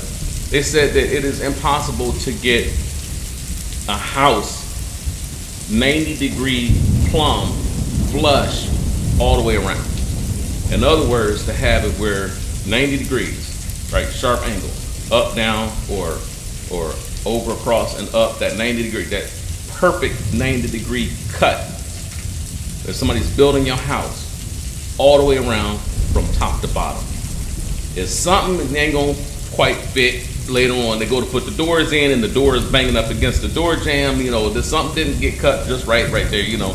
The doorway is not 100% rectangular. It's got a slight slant to it. So every time you go and open and close the door, it's banging on something. But you know, they got to sand it off to get it clean. So yeah, it's impossible to be 100% plumb, flush, perfect. But you can get closer to it with that more expensive equipment, and that's going to be my next move on down the line. Okay, so yeah, it's annoying, but that's part of it. That's production. So you might spend an hour chasing a problem, trying to fix it, trying to sand it down, trying to get something repainted, and then you realize you're just making it worse and worse. You done sand it off too much, you didn't sand off enough yet, you afraid to sand off more because then you might mess it up. Now the paint's messed up, the dust and stuff that you sanded off before is now stuck to the bottom of the top. It gets to be a mess. And eventually you say, you know what, I gotta just start the whole damn piece over, and then you redo all of that and make a new piece to nail or screw into the position, and you know, boop, you got it painted, you got everything cut perfect, you got it painted perfect, and then you drip 1 drop of water on it before it was dry. Stuff like that, man. And now you got a little white spot in the middle where the water hit the wet paint. Little stuff like that, man, is crazy. That's what I'm telling you. These projects are the path to growth and your freedom. When you do little stuff like this and you start learning to overcome these little problems, because every phase of the project has its own set of problems to go along with it. So once you build it, now you have to paint and sand it, and then you're going back over. And something else I came across too, man, is when you have a perfect piece, it's beautiful, everything is perfect, it's ready to go. And now you have to destroy it in order to put it in place. This perfect piece of wood, perfectly painted, edges beveled and trimmed, paint on the trim is beautiful. Now you got to go and start drilling holes through it and cutting it in half and fitting the pieces in there, and it don't quite fit, and you hammering on it and beating on it, and there's a little dent in there, and there's an extra hole in here that didn't need to be, but you mismeasure something, you put a hole in the wrong place, and you destroy this beautiful piece of work. But that's how you make it functional. So now when you have it finished, it looks awesome and amazing, and it's got the hinges and it's got the handles and the hooks and everything on there, just how you want it. But you had to punch holes and drill and saw and cut and sand and destroy it to get it to where it was functional. And I think that's kind of life. We come out these perfect, beautiful little babies, and they grow up and they're perfect, and their skin is perfect, and their little perfect shiny hair, and they start going through these trials and tribulations of life, and it just fucks them up, and they get bumps and bruises and scrapes and broken bones and a cut in your head, and your hair won't grow back in that area, and you know, heartbroken, you know, lungs inhale some toxin at some job or something like that, you know. So you get messed up. You go through life, and it's like going through a battle, man. You get cut up, beat up, messed up, jacked up. But by the time you're 30 and 40 years of that, you have become useful and productive. And they can put you into some things. You can do any job. You learn, you taught yourself all these different skills now. And so you've gone through it. You're not that little cute, little cuddly, bubbly boy that you were when you were born anymore. You know, you out here now, man. You're a warrior.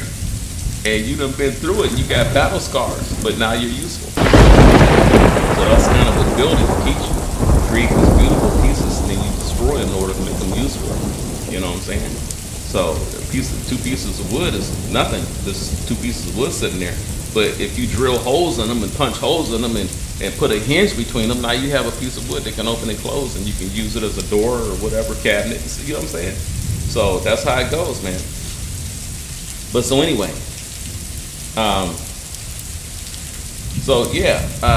you sitting there trying to work on this stuff, and you say, man, I done dropped the water on there and everything, man. Now I gotta sand that off and paint it all over to start over. Now I can't do my new video because I gotta go back to Home Depot and buy another board of wood because I wasted 3 pieces from the last one. Now I gotta measure it all over again, try to get it right, repaint it, leave it overnight to dry, and then even though it's only 8 p.m., I'm shut down for the night because I can't touch the new board with wet or sticky paint on it. You gotta let that dry overnight, and that's another 24-hour shot to hell. You can't do nothing with that till the next day. So when you got the new board, you got to spray paint or put the stain on there, whatever, put some glaze on there, whatever, and that's it. So you can't do nothing else with it till the next day. See? But that's production. And that's what it is. So you want to start doing and building for self. Get ready for the mistakes. Get 20 trips to the hardware store and 50 orders from Amazon, and get ready to spend a lot of time by yourself in the workshop doing your own thing. Because one thing you cannot have if you're doing this kind of work is a woman in your house screaming, ranting, raving, and arguing with you all day, mad because you're not paying her any attention, mad because you're trying to get something done, mad because you got grinders and table saws running at 2 o'clock in the morning. See, mad because she can smell the paint fumes. See, that's why if you're going to do productive work, you either got to have a woman that's into it with you and 100% loves and supports everything that you're doing, wants to be a part of it, or you got to stay single. All right? You just will not be able to concentrate on higher level activities. This requires higher level brain function. Arguing and fussing and fighting requires lower level brain function. They call that the reptilian brain. All right, reptilian brain only focuses on 4 things, but they call it the 4 F's: feed, fuck, fight, or flee. That's what it is, fight or flight. The fight or flight response. You come up against a threat, and if somebody challenge you or whatever, you have 2 choices: you either stay and fight or you take off and run. Fight or flight. So that's your reptilian brain. You know, your lower brain, your lower self focuses on just basic functions, and that's really all most people out here today use is the reptilian brain, the most basic functions of life: eating,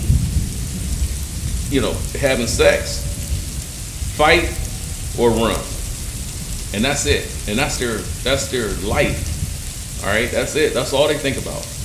And so in between that, the only other thing they do is sleep.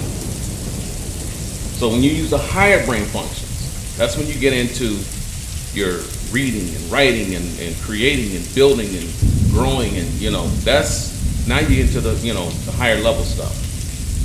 Okay. So you can't do that. You can't focus on your higher level brain, and you got lower level people around you pulling you into that level, locking you in constant conflict and dealing with taking your time and your attention and your energy. And then after you've done all of that with them and all the arguing and going on, your energy is so drained. You see what I'm saying? You will not be able to concentrate on those activities if you have, that's what's called an energy vampire. They're called energy vampires. Okay? They around you, they drain you, they upset you, they steal your time and your passion from you. You can't do it. No way, you can't do it. Everything you try to do, they'll tell you ain't gonna work. Or you finally did it and they say, well, yeah, you ain't making money at it though. That's a vampire. That's an energy vampire. It's a psychic vampire. See? They get you to a point where you don't even know if you should still be doing this stuff anymore because, she's right. I ain't gonna make no money off of it. Yeah. And so if you go from that, you'll never do anything because 99% of what you do, you won't make any money off of. So you'll never do anything because 99% of everything you see out here resulted in almost a whole lifetime of practice and perfecting the skills and the crafts behind closed doors. You know what I'm saying? In the workshop, in the studio, doing your thing, back here, right? And then finally you get something to hit, and that's out here, and they say, wow, that blew up, check it out. That's great, that's fantastic, and it's making money. He did it, look at, he's awesome. But they don't look back and see the 25, 30, 40 years of all of the stuff that this guy was doing, back before that. See what I'm saying? But an energy vampire will tell you, just look at all this right here, it ain't working, so forget it. They ain't worried about what might happen down the road. They can't encompass that. All they can look at is what's right now in front of them. And based on that, you're a failure. See? So those people you have to get away from. And that's most people. And when you get them away from you, you will find yourself by yourself. Because the ones that are above that are far few and in between. It's hard to come across them. And even if you find some, they might not live near you. They might live up in You know, Washington State. You might have a couple more over in Canada. You might have some down in Texas. You know, meanwhile you live in Idaho. Okay. So you ain't around nobody that's doing what you doing. You know, I mean, I had that situation myself. I ain't around nobody doing what I'm doing. You know, can't even talk to nobody about it. They just, you start talking in that direction, you know, they start talking about, man, let me tell you who I was laid up with last night. Oh, let me tell you, you know, they start, you know, oh yeah, that's cool, man, that's cool, man. But this hoe the other day, oh my God, boy. You know, can't talk to them, you know. I went back and found some of my high school buddies, man, some of my old homies when Facebook first got out there, and I went back and found them. And, oh wow, let me see what this cat doing. That was my boy, man, let me see what he doing. And every person I found, I mean, we was like tight back high school, man. We was homies, we was like brothers. And everyone that I found, within 3 or 4 conversations, I took the little phone number, man, and just balled it up and just tossed it because cats wasn't doing shit, man. They wasn't into nothing. Couldn't talk to them about nothing, you know what I'm saying? I wasn't even into all of this, you know. I was just working on, I think, doing my computer work, you know, teaching myself graphics and animation and stuff. I was just learning at that point, you know what I'm saying? And you know, I couldn't talk to them about none of it because they weren't there. So there was nothing we could say. He's talking about who's the best rapper. You know, who you think Pop could beat in a rap contest, man? Yeah. Man, these dudes was 30-something, 40 years old, man. They talking about rap contest. Yeah. So anyway, it's the people you get around you, like I said, are very important, and you're better off with none than use vampires and throwbacks, you know, that lock you into your high school years. Still talking about that bullshit, man, high school shit, you know what I'm saying? Kiddie shit, you know? Leave them be, man. Do your thing. You get lonely, buy a dog, cat, something, a bird, something. You just can't have these people around you. That's all I'm saying. So, yeah, you got to get your life in order. And you got to cut off all those kinds of women before you know, homies and women. You know, I'm saying women, but yeah, the women are important because, you know, men start trying to connect with them and trying to have, you know, put the emotions into the female, you know, and that's his woman. And if she's not on board with you, she could really, really, really pull you off track because you feel invested in her. You try to listen to her and listen to what she's saying. And if she ain't with it, man, that'll really pull you off track and mess you up. So, you know, that's important to make sure it's not just the homies, it's females, man. Make sure you're not with one that's with you if she ain't 100% on board. That's one thing, man. I get white folks, man. You got to give it to them, man. When they get with their women, if he's a farmer, she's a farmer. If he's doing wood crafts and out in the rebuilding and renovating homes, she's in there rebuilding and renovating homes. See, we don't have that. I've never seen that before with black folk. That's, you know, I've never seen it. Usually, you know, he's doing something over here and she downtown at Verizon trying to, you know, take over the, you know, the Verizon business or something, you know, trying to get up in that upper office or whatever, you know. He's out there sweating in the yard, you know, building something, working on something in the garage or whatever. She ain't out there with him, you know. So, yeah, we gotta, I mean, it ain't nothing to do with them. You can't change them, but for the brothers, y'all gotta just make your own changes and walk a different path, because that does not work, I tell you. So, yeah, she needs to be out there getting dirty and dusty with you if you're gonna have somebody like that. So with that, I got a homework assignment for you. So you saw what I built, and now it's your turn. I want every brother who sees this to try and build a box. It don't have to be big.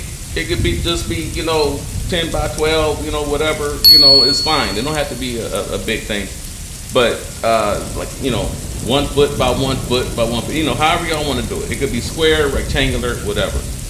But the main thing is, I want to see straight cuts on the wood, proper measurements, 90-degree angles, and you get bonus points if you can paint or glaze it with a high gloss, or, you know, double points if you can carve some kind of design into the wood.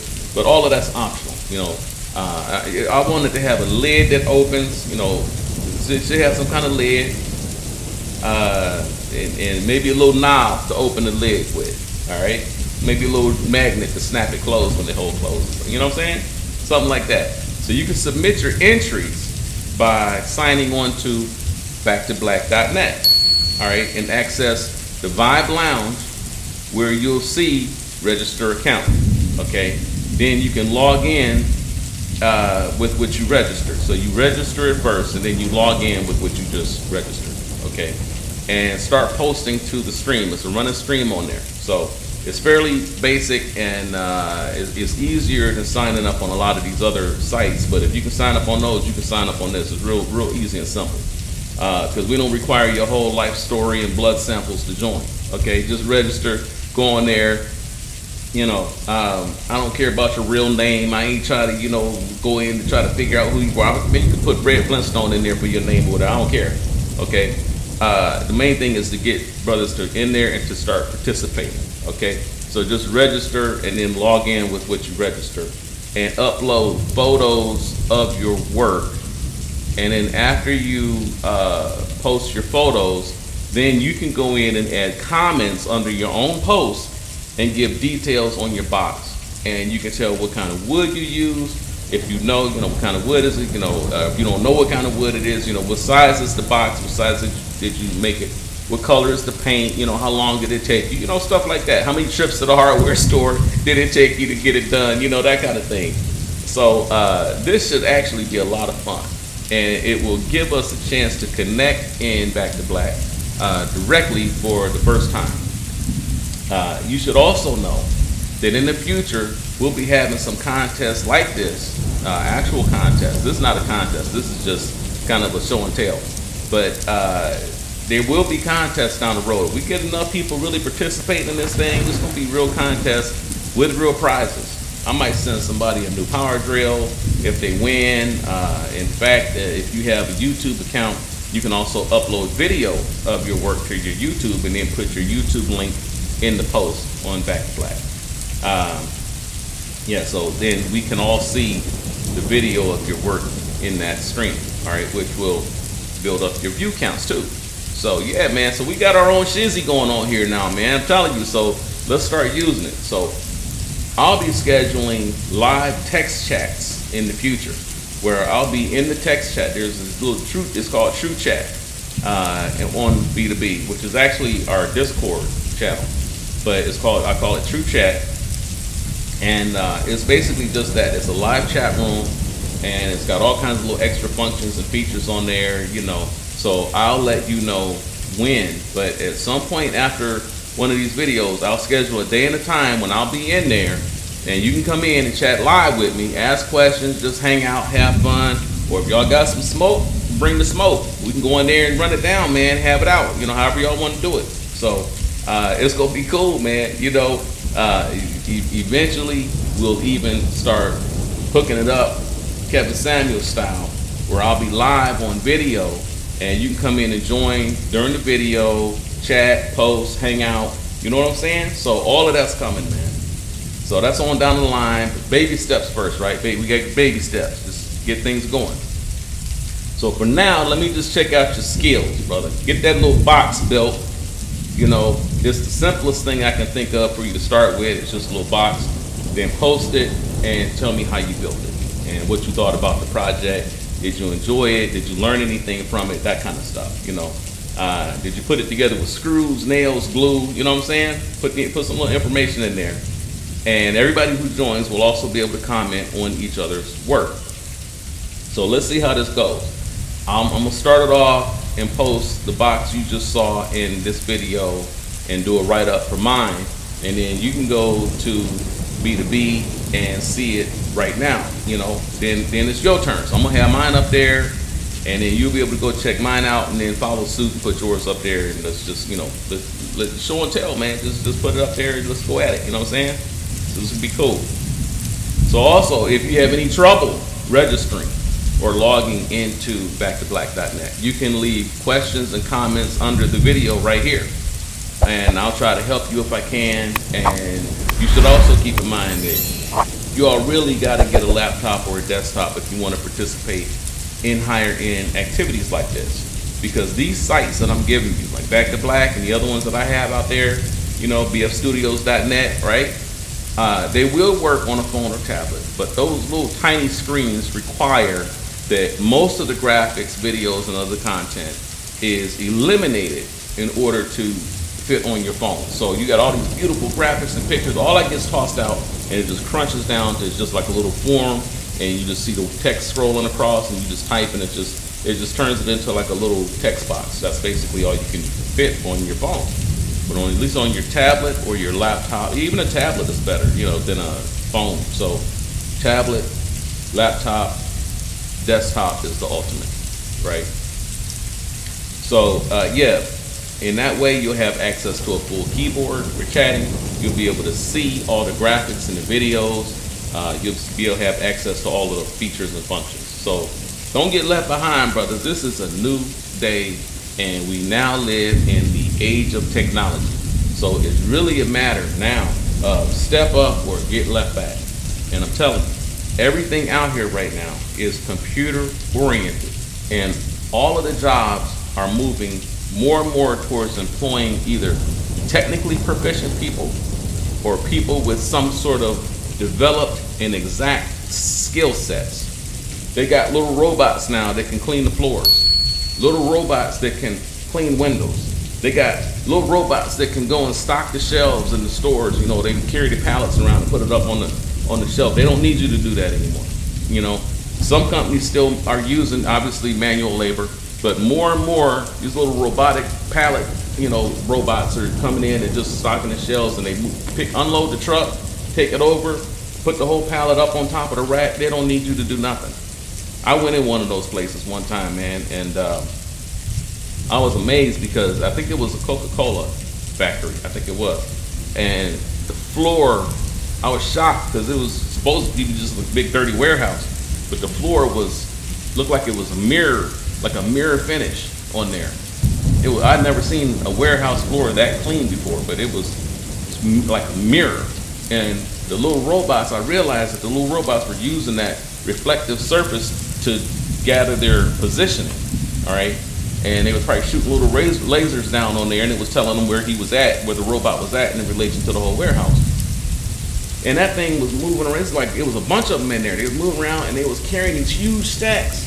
A person would have toppled that thing back over their head, but these little robots was moving these huge stacks. They was taking it off a conveyor belt, move a huge pallet, stacked up, go all the way down the aisle, turn, go down another aisle, turn, lift the thing all the way up, put it into the shelf, come down, and then go back and get another one. And it was like 50 or 60 of them, whatever, and they would just go all night long. No break, no nothing. See what I'm saying? They don't need you to do stock the shelves anymore and unload trucks and all of that kind of stuff, right? They got self-cleaning toilets. They got self-driving cars and trucks. I'm telling you, brother, if you continue to resist embracing high-end computers and technology, it's going to get much rougher for you out here in the near future. You thought you had trouble finding work before? Wait till they finish rolling out these self-driving cars and trucks. Truck drivers will be out of work from coast to coast.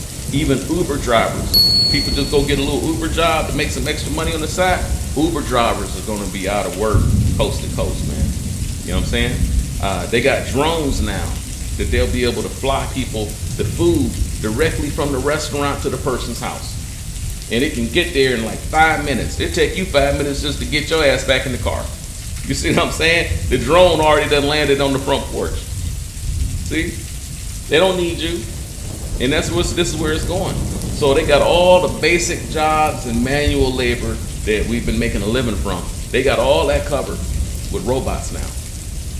The only thing they don't have are people to build, repair, and write computer code before the robots themselves. See, I'm telling you, this is where it's going, man. So these skills I'm showing you, building projects, cutting, sawing, measuring, painting, you know, you're gonna need these skills also. This is all part of it. It all goes hand in hand. So let's say you get your own house. Well, eventually a pipe is gonna start leaking, or you gotta put up some drywall, or your pipes got clogged, or maybe you need all new pipes and drains or whatever in the yard. You know, are you gonna kick out $3,000 to $5,000 every time you need to have your pipes dug up and repaired? Or are you going to get a shovel and a pickaxe and get to work? See? And that's what I did, because I had that problem. You know, pipes got all clogged up, messed up and everything. I had to get to work, you know? I didn't take classes or have anybody to help me with any of this, brother. The drain pipes were all clogged and smashed with tree roots when I first bought my house, and I didn't have another $4,000 to put into it because I damn near had just bought the house. So with no training or experience, I did know how to dig a hole, and I knew how to connect the pipe. You know how to take little pipes and stuff put together, right? I knew it was similar to the toys we had grown up with. Connect this tube to that tube, right? Little Legos and stuff, you know. Or you had little tubes that fit together. You put the little tube, you fit it together, and kind of push it together. So I knew that was what these pipes, like, really, that's what they were, you know, coming out of the yard and stuff. So then, you know, I knew that they had bending joints. They had little joints that you would screw it in and they would bend it.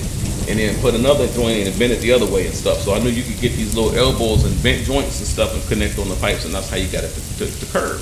They used to have all these little toys for kids growing up. I don't know if they still have them now. But they got rid of a lot of the stuff that children could learn from, at early ages. They got rid of all that stuff because they didn't want you learning nothing. You know what I'm saying? So, the goal being to kind of keep you slow, dense, unproductive, and most people been falling for it, right? You can break out of it if you want, but it take a lot of willpower to break out of it, you know, and to force yourself to get up and be productive when you could just be in there watching TV and falling asleep. To get up and go out in the garage and start hammering and beating and cutting on stuff, or go down in the basement and turn your whole basement into a little workshop, or turn your whole garage into a studio. We used to do it all back in the 80s and 90s, man. That's what it was. 80s and 90s, that's what it was. Everybody had to have their own little area. Studio, workshop, something. Everybody wanted a workshop back then. Today, you don't see it, you know? So, I'm telling you, got to get back to some of that. So, you all have played with some of those toys. I think maybe some of the older ones have played with some of those toys back then, so you all know what I'm talking about. Well, I just did the same thing in my own yard, and I turned a $4,000 job into a $400 job. And it took about half the summer to finish. But 3 to 4 months and 10 mosquito bites later, 10 to 20 mosquito bites later, I had my yard drains working again. And that's what was flooding my basement, which I told you about in the last video. So that's where the floods was coming from, was the yard drains were all clogged up and the sump pump wasn't working, right? So I had to put a new sump pump down there too. Yeah, you know, I called around, people charging hundreds and hundreds of dollars. They had thousands of dollars to come down and put a new sump pump in there, because you had to pay for the pump itself, plus you had to pay for his labor. Come down and put a new sump pump in for you. I did all that, man. Now don't get me wrong, I'm not bragging like I'm some kind of big bad brother out here just killing it and building skyscrapers with my bare hands. You know, I'm just trying to get as many brothers as I can to understand that what we've been doing to make it and get by in the past is going bye-bye. Going away. That won't work in the future. All that shit y'all been doing in the past, that won't work in the future, man. Back in the 60s, I'm just to prove it to you. There's a lot of people say, he don't know what you're talking about. We'll be all right. He don't know what you're talking about. So I'll prove it to you. So back in the 60s, if you weren't working on the car assembly line for GM, you know, everybody went and got an assembly line job, right? And that was the thing in the 60s. And if you weren't working on an assembly line, then, you know, you probably weren't working. And those men that was in there swore that they had some job security. And they just knew that they got it. They'll never have to worry about losing this job. You know, they always had some guys down there, you know, let's call him Big Joe, right? So Big Joe be in there talking shit on the line, right? Oh man, you know, I'm good, man. They could never replace me, brother. You know what I'm saying? Oh, y'all, you know, y'all, man, I'm here. I mean, they ain't gonna do nothing with me, man. If they get rid of me, man, this whole place is shut down. Y'all heard that? Y'all heard them talk like that at work, right? Everybody thinks they irreplaceable, all right? Joe on the line talking shit. Man, I got 35 years in here, dawg. They can't do nothing with me. I know everything about these cars, man. I know exactly how much torque that it takes for every nut and bolt on the goddamn car. They can't do nothing with me, right? They got to be just right. I know how to do it. So they heard about the robot. Man, they never get no robot to do all of what I do, man. Shit. After the 60s, they automated the whole operation, and hundreds of thousands of those assembly line workers got laid off across the country. Old Joe was out of work, sitting at home, depressed, hanging out at the bar, come home and beat the wife and kids, you know, he mad, you know. So I'm telling you, man, that messed them up in the 60s. They wasn't ready for that. Those robotic arms can work all day and night, man. You seen them. Those robotic arms work all day and night putting those cars together. No sleep, no food, no water, no breaks, no sick days, nothing. Just constantly working and building and moving, and all those men got their pink slips. And old Joe be the first one to have to go. See? Now, in the 70s, brothers started kind of getting back on track again, right? They got back on their feet, and waves of men shifted, especially the brothers, shifted into the post office. Man, if you wasn't working in the post office in the 70s, you probably wasn't working. Or you was on a low-paying job somewhere. Old Sammy in there talking shit. Call him Sammy now. Sammy at the post office talking shit. Man, they can't never replace me. See, here we go. You know, well, what happened in the 90s? Email. Post offices emptied out across the country. People always hated standing in line at the post office for hours, licking stamps and envelopes, paying their bills in there, right? Then it takes a week and a half for whatever you mail today. It'll be a week and a half before it get there. See? Dropping letters in those little blue boxes and just hope that somebody comes and takes it where it's supposed to go. Email killed all of that. You could type someone a letter in email, add in pictures, video links, and send it anywhere in the world, and it would be there in seconds. Well, old Sammy at the post office is out of work. Down at the bar with Joe, drinking, depressed. See? Sammy ain't had no woman and kids to beat on because the women had already traded the men for welfare by then. So they just out there, you know. Yeah, brother, this is what was going on, man. So this is why I'm doing this video series, to tell you to build your skills. Look into electrician, plumbing, computer programming, multimedia development, video editing, audio engineer. See, all of this, man. Some of this you can pick up on your own. Some of it you will need classes for, like electrician. Don't mess with that kind of thing without some training. I'd suggest starting out with some of those little electric kits that they have for children. You know what I'm saying? This will teach you the basics, and then you can sign up for classes once you have an understanding, and then the classes take you on into becoming a professional. See? So start looking also into building your own video games. All right, and then form it into your own company. Y'all play them all day, but you never thought about making one. See, to do that, and almost everything else that I listed, you're going to need a $1,200 computer, minimum, up to possibly a $3,000 computer. They have computers actually that go up into the $50,000 range, right?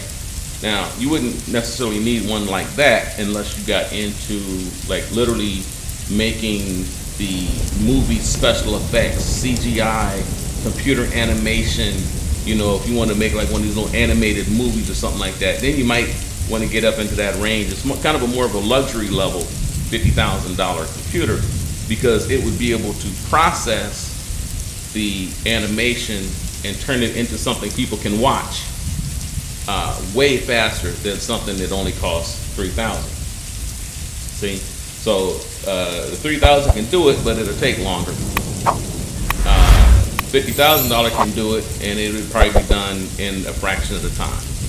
So that's the difference, is speed and capability. All right. But if you don't have one, none of that matters, because you won't be able to do shit. Nothing. You're done. You will be sitting there poking at your little phone, your little $1,000 phone, looking for work with no skills. You'll be better off with a $300 flip phone and a $1,000 computer, right? Then use that computer to get into those technical fields that I just ran down to you. So why do you think they keep pushing all those damn phones on you that you can't do anything with? They got you buying a new phone every 1 or 2 years, but you never saw a commercial for a supercomputer. See? It's a trap. Why haven't you seen a commercial for a supercomputer? Why aren't they pushing those?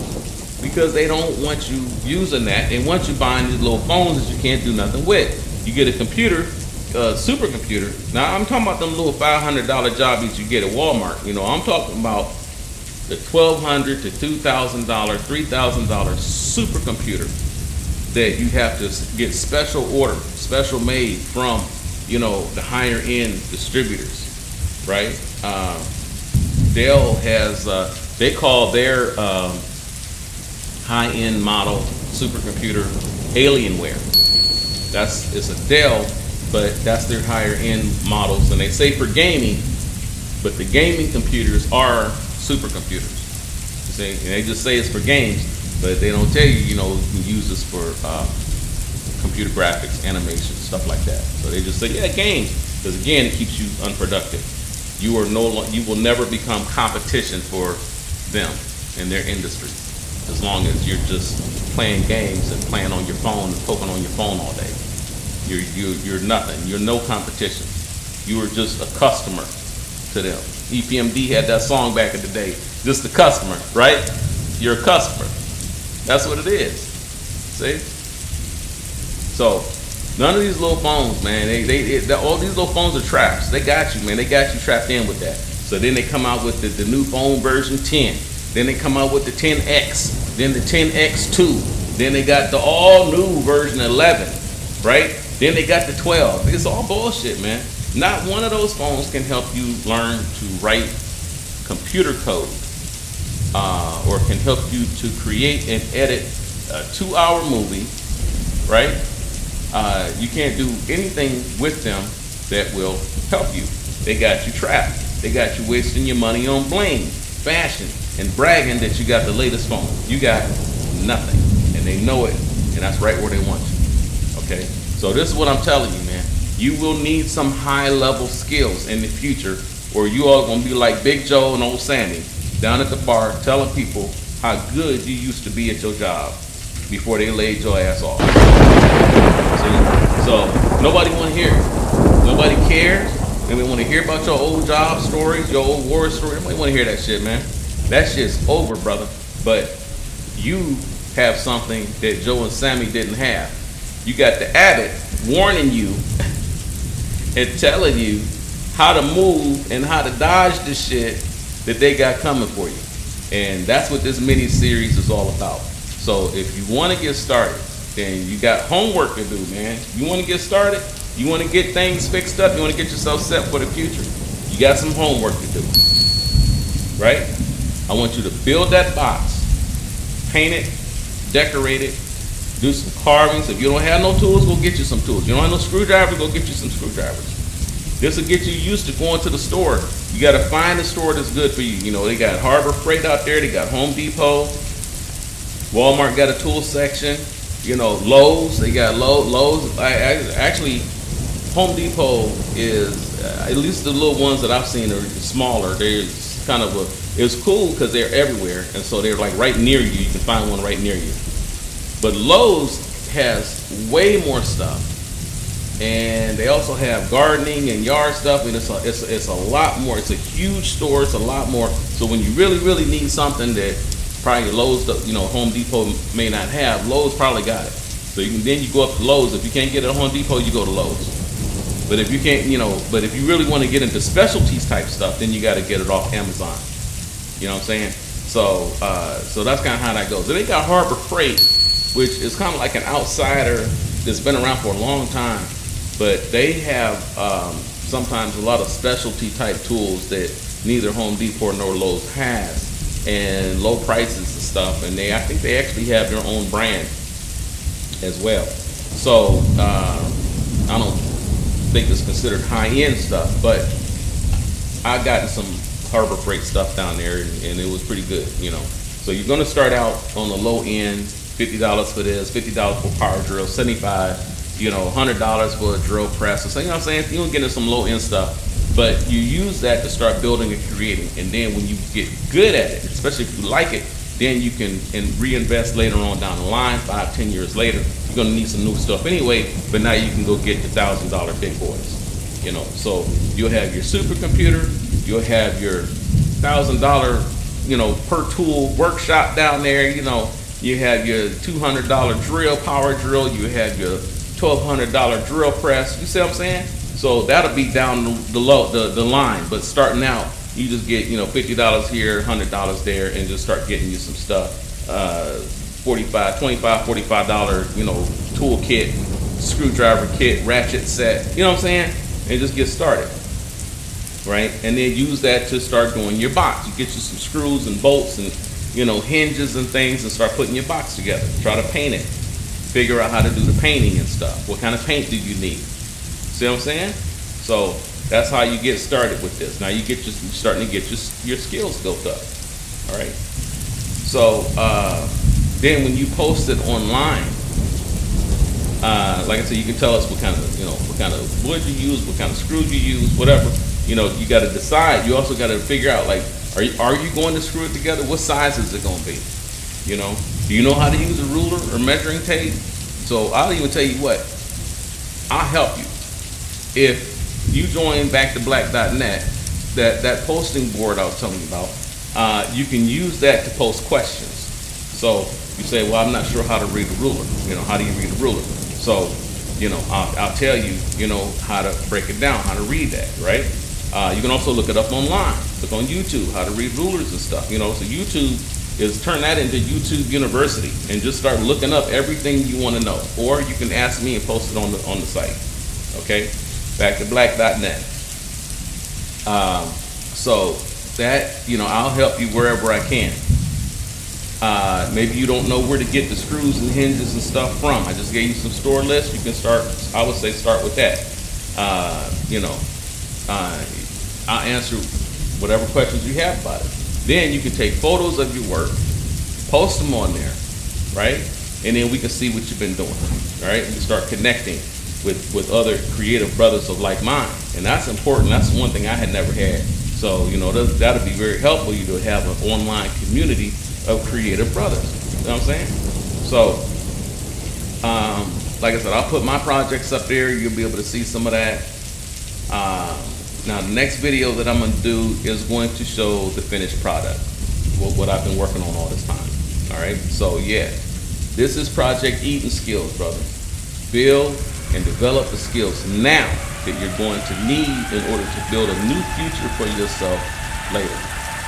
A new Garden of Eden, a new life, new income, and a new family, right? Maybe in another country. All right? So if you go out there, you go again, wherever you go to another country, you want to go to Thailand, you want to go to, Brazil, Venezuela, wherever y'all set it up at, man, you all are going to have to build. You're going to have to be able to get your hammer and your nails and your tools, and you got to start building. You know what I'm saying? You want to expand your house. Some of these places you can't just call a contractor to come in and put a new room on. You might need to get out there and build. And you'll be able to do it if you start getting into this stuff. And if you do have to get a contractor, if they do have contractors for you, with the skills that I'm showing you, you'll have the money to be able to afford to pay them to get it done. All right. So who knows what the future holds? But the point is you're going to need skills wherever you go and whatever you do. And with that, I say to you, hey.